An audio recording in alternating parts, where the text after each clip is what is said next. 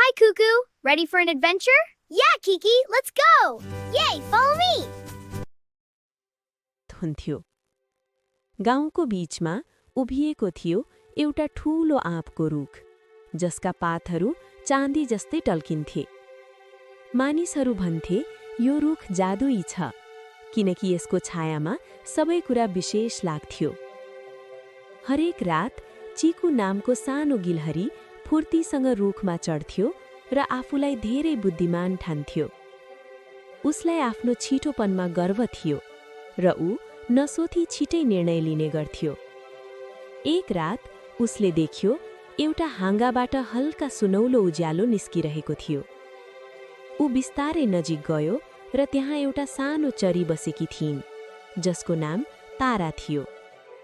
तारा थाकेको थियो र बिस्तारै भनिन्, म मेरो बाटो बिर्से।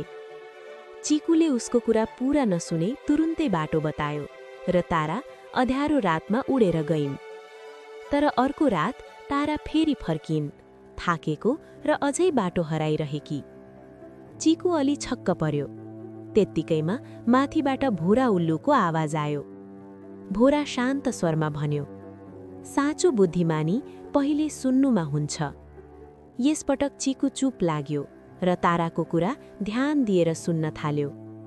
ताराले आफ्नो घरको बारेमा बताइन्, पहाड, नदी र जङ्गल पारी। चिकुले सोच्यो र भोराको सहयोगमा सही दिशा बुझ्यो। त्यसपछि उसले माया साथ तारालाई सही बाटो देखायो।